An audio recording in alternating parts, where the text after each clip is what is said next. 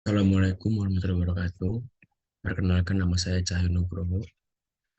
Pada kesempatan kali ini saya akan mempresentasikan tugas studi 5 saya dengan judul Conventional.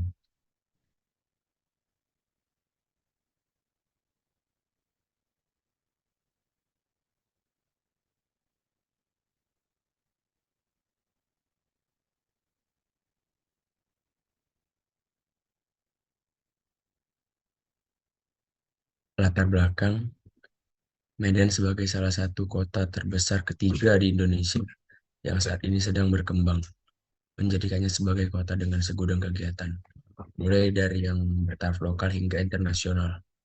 Dan diketahui pula bahwa Medan memiliki peluang investasi yang tinggi untuk sebuah convention center, karena posisi yang strategis di Asia Tenggara dan didukung pula dengan fasilitas dan potensi wisata di Sumatera Utara. Kota Medan sangat berpotensi untuk industri MICE, yaitu meeting, insentif, conference, dan exhibition. Kota Medan juga merupakan pusat pemerintahan, industri, perdagangan, bahkan sebagai pusat bisnis di Sumatera Utara. Convention Hall, tempat kegiatan maupun pertemuan guna membahas permasalahan dan bertukar informasi berkaitan hal baru yang menarik untuk dibahas antar kelompok baik dari kepegawaian, negarawan, cendekiawan, usahawan, menurut keputusan 06-U-4-1992 yang diambil dari keputusan Direktoral Jenderal Pariwisata pada pasal 1 membahas tentang kegiatan dan jasa konvensi, pameran, dan perjalanan intensif. Pengertian center adalah core atau inti dari sebuah konstruksi di buku yang berjudul Dictionary of Architecture and Construction 1975 karya Harris. Fasilitas Convention Hall. Convention Hall merupakan fasilitas yang memiliki banyak jenis fungsi ruang yang di dalamnya berbeda sesuai dengan jenis kegiatan pada ruang tersebut. Dilihat dari fungsi dan kegiatan di dalam convention center.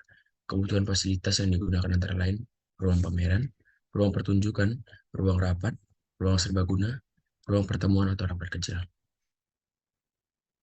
Ruang convention hall dapat disimpulkan fungsi sebuah convention hall memiliki 4 fasilitas utama di mana aktivitas-aktivitas dapat diselenggarakan.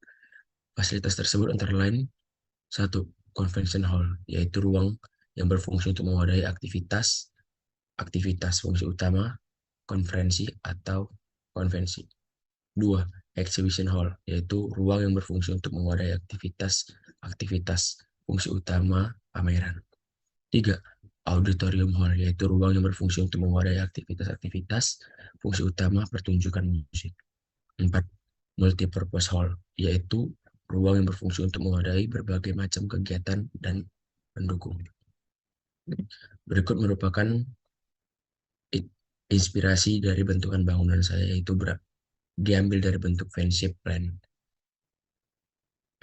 dan juga bentuk 3600 encircle element, di mana bentuk fan-shape dengan bentukan ini digabungkan sehingga menjadi bentuk bangunan saya, yaitu hexagon. Arsitektur modern. Arsitektur modern adalah sebuah konsep bangunan yang mengutamakan bentuknya dibandingkan dengan ornamen hias yang akan digunakan. Untuk memberikan kenyamanan yang maksimal, konsep ini diterapkan dengan menggunakan material tertentu. Desain arsitektur modern seringkali dipadukan dengan konsep lain sehingga mampu memberikan kesan yang lebih indah dan nyaman.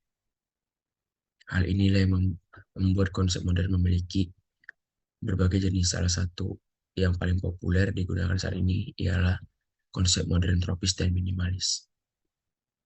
Ciri arsitektur modern yaitu: 1. Menerapkan garis vertikal dan horizontal. 2. Elemen garis yang simetris dan bersih. 3. Menggunakan sedikit dekorasi. 4. Menggunakan jendela kaca dan cahaya natural. 5. Menggunakan material dan sistem modern. 6. Dipadukan dengan material tradisional. 7. Mengoptimalkan fungsi ruangan. Analisa tapak. Adapun hal yang harus diperhatikan dalam pemilihan tapak merupakan unsur penting yang harus dipertimbangkan dan memiliki kriteria dalam pemilihan tapak.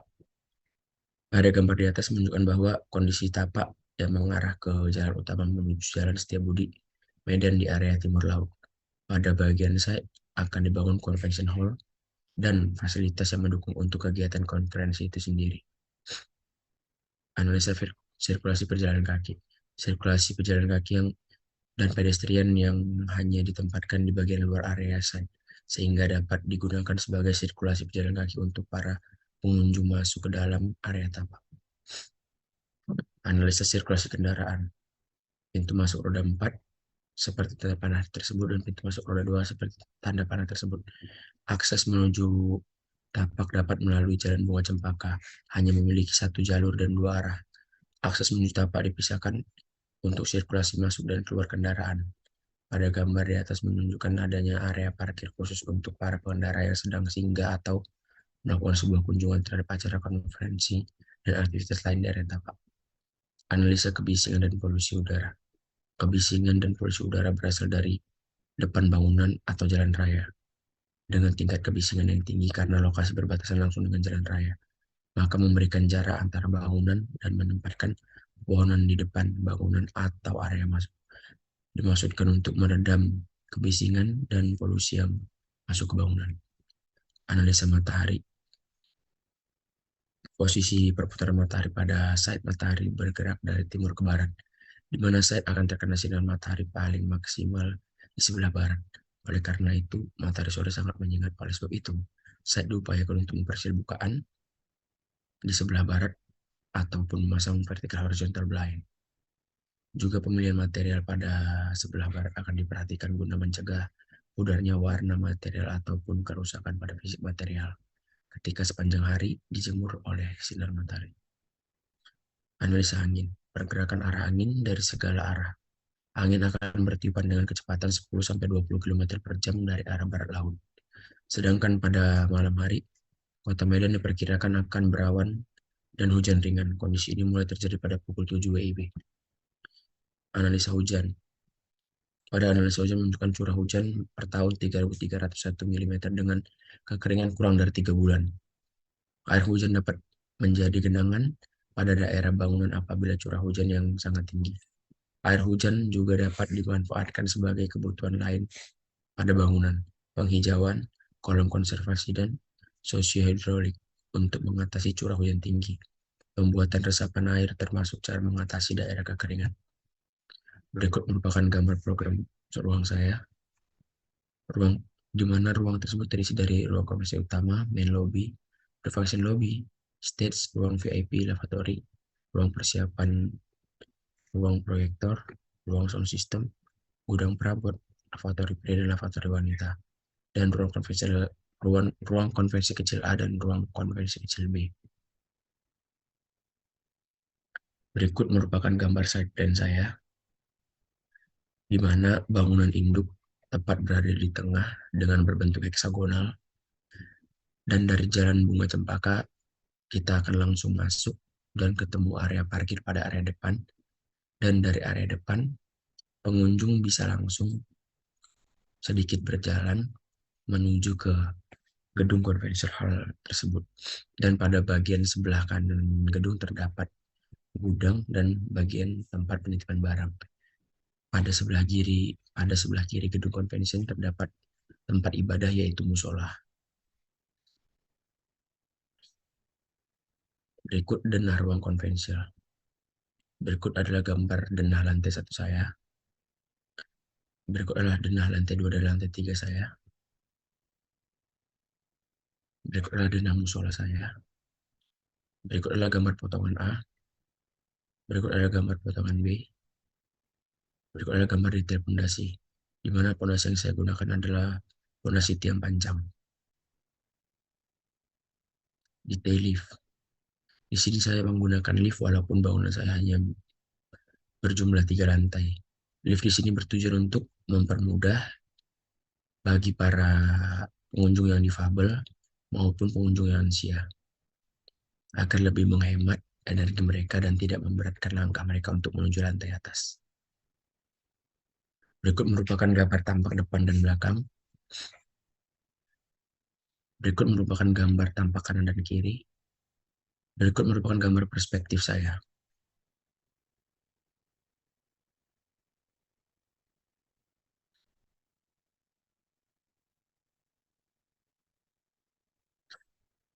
Di sini pada gambar perspektif saya meletakkan beberapa vegetasi, di antaranya pada bagian sebelah kiri dari bangunan, tepatnya yang dekat dengan jalan raya, dan juga berdekatan dengan area parkir kendaraan guna meresap dari polusi yang dihasilkan dari kendaraan tersebut.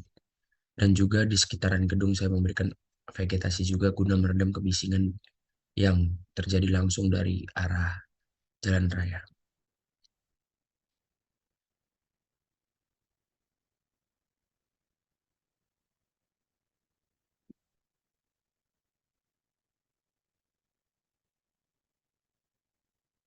Berikut adalah perspektif eksterior saya, di mana ini menunjukkan dari area depan, tepatnya dari Jalan Bunga Cempaka itu sendiri.